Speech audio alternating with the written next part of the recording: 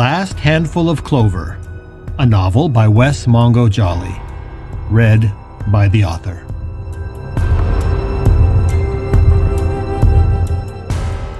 Book 3, The Stone in the Stream.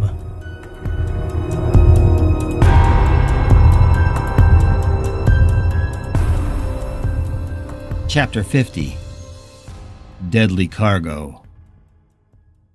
June 16th, 6:15 p.m. As he drove the Jeep with the two scientists in the back, Bradley thought it strange how his chest was in his way. Each time he turned the steering wheel, the rubbing of his arms against the sides of his newly acquired breasts brought a pleasant thrill, which made it rather difficult for him to concentrate on what he needed to do. God had told them to expect 1 or 2 MPs at the helicopter itself, and that there would likely be others in the command post a quarter mile further down the airstrip. As a pilot who had served in combat in Afghanistan, Bradley knew how critical it would be to get the chopper into the air and angling sharply away from the airfield quickly, if they hoped to avoid any damage from ground fire.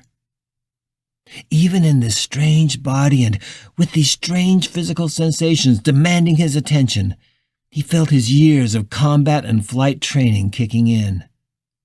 And as the Jeep approached the guarded helicopter, he felt every nerve in his new body firing at once.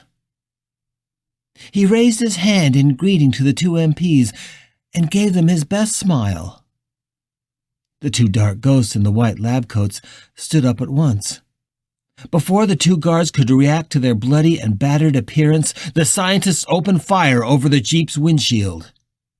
Surprise and the audacity of the trio's attack appeared to work. But perhaps because of the moving vehicle or the unsteadiness of the scientist with the charred hand, only one of the 2 MPs went down in the initial blast of gunfire. The other fell backwards, landing hard on the tarmac, with bullets sparking all around him. He immediately started crawling for the chopper, but was still a dozen unprotected yards away when another burst of gunfire drove the cursing man back toward his fallen colleague. As they pulled to a halt, the MP was still on his belly and crawling quickly toward the only spot he might be safe from further gunfire. By the time the gunmen were out of the Jeep, the MP had found a position on the far side of his mortally wounded colleague. The bigger of the 2 scientists put a few more bullets into the fallen guard's body, but it was not enough to drive the other man into the open. Bradley and the smaller scientists were hauling the 2 black suitcases out of the Jeep when a lucky shot by the MP caught the scientist with the burned hand under the left armpit, and he went down hard onto the tarmac. Bradley didn't pause, but grabbed both suitcases and dove behind the Jeep to protect their lethal cargo from the gunfire. The ghost of the old cowboy abandoned the dying scientist's body, and moving like the shadow of a panther, he shot across the 20 yards that separated them, diving headfirst into the prone MP. The man reacted as if he had grabbed a live wire. He convulsed on the ground for a few seconds, before climbing calmly to his feet. The MP on the ground was now dead, full of at least a dozen bullet holes, one of which had caved in the side of his head like an overripe melon. The larger scientist quickly advanced on his fallen colleague, who was emerging quickly from his possession, and was looking around with a combination of terror and agony. He put up his burned hand and moaned something that Bradley couldn't decipher. The bigger scientist pumped 3 rounds into the shocked and confused man at his feet, 2 into the chest, and a 3rd in the forehead. In an instant, the tarmac was as silent as the empty desert in which it sat. Only the hiss of the wind through the rotor blades disturbed the peace of the beautiful late afternoon in June. Quickly, the 3 ghosts used their host bodies to haul the 2 suitcases and a stash of weapons to the helicopter. They stashed the 2 black suitcases on the floor of the co-pilot side of the aircraft, and as the dark ghost in the MP was tying them down, Bradley powered up the rotors. He paused for a moment to glance at their new arrival. The ghost of the old cowboy, now in the body of the MP, was flexing his hand in front of his face, as if he was relieved that he once again had one that was functional and didn't look like something forgotten on a summer grill. As they had expected, the sound of the firefight had alerted the other MPs at the command post. And even before the three ghosts were settled into the chopper, another jeep tore out from behind the small building and began zipping quickly down the tarmac, heading directly for them. Bradley thought he could count at least 3, perhaps 4 occupants in the jeep. And he counted the seconds as the helicopter's blades continued spinning up. They had less than a minute to get into the air. It's going to be close, he realized. With the scientist and the MP now hanging out of the big sliding doors with their automatic weapons, Bradley throttled up the engine faster than was technically safe and felt the whole helicopter shudder around them under the strain. The jeep was getting closer now, and the big scientist leaned out from the left side of the aircraft and sent a long burst of automatic fire directly into the face of the approaching vehicle. It spun out on the tarmac, and a spray of blood appeared on the windshield. But as it finally stopped, 3 clearly living and uninjured soldiers jumped out, took up positions behind it, and began to fire. But by this point the helicopter was already jerking unsteadily into the air, and Bradley pulled back hard on the throttle, hoping to gain altitude quickly. He looked over to ensure that the 2 suitcases were stowed securely in the footspace of the seat to his right, and then, when he was sure they were a safe distance from the ground, banked as quickly as he could away from the gunfire.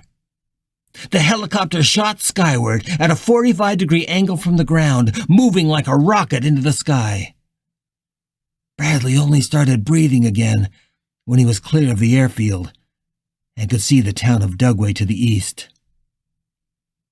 The other 2 ghosts, one in the body of the big scientist with the battered face, and the other in the body of the MP in his battle fatigues, looked as calm and undisturbed as they would look as if they were strap hangers on the subway. Only Bradley's heart, or was it Susan's heart, felt as if it might beat itself out of his chest. He remembered well what he had been told to do next. As he had been instructed, he brought the chopper low, skimming just a dozen yards over the roofs of the high school and the various administrative buildings in the center of town. Just to their right, he could see the golf course, and then the open desert. Less than a mile ahead of them, on the straight arrow of road that led out of town, he could see the low, gray complex of buildings that marked the security perimeter of the West Desert Test Center. He looked back to make sure that both his passengers were there and still hanging onto the straps above their open doors. They were there. Both were looking straight forward, as if they were statues. He remembered that the guard station below was one of the few places that had shown signs of life as they had entered Dugway a few hours earlier. And now he was carefully following his instructions to fly low and slow as they passed over that small complex of buildings. Bradley knew what was about to happen. But the sudden shift in the helicopter's center of gravity when the dark ghost and the MP leapt out of the open door was still a shock. Freed of over 200 pounds of cargo, the helicopter jerked skyward. He couldn't see the MP fall, and even though he tried to wrench his head back, he wasn't able to see the man's body impact the roof of the security complex. It would be a mortal impact, most likely. But he also knew that the dark ghost would have at least a moment or two to step free of the MP's body before he died. And that would be all he would need. God had given him a special task, and as far as Bradley and the tall scientist were concerned, his part of the mission was over. As they zipped west over the desert, Bradley brought the chopper to a higher altitude. And only then did he look back at his lone remaining passenger. The big scientist with the battered face and the torn and bloody white coat now looked as if he had achieved some state of bliss or liberation. The crooked and bloody smile on his mangled face was haunting, and Bradley could not look at it for long. Best just to do God's will, he thought, as he piloted the helicopter and its deadly cargo toward Salt Lake City.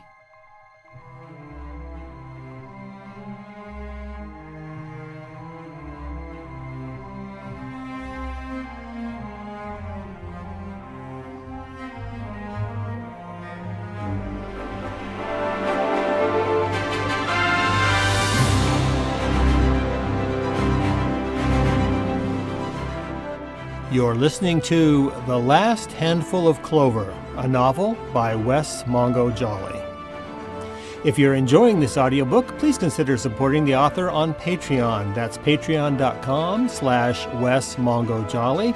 And for more information, check out the author's website at wessmongojolley.com. That's WESSMONGOJOLLEY.com.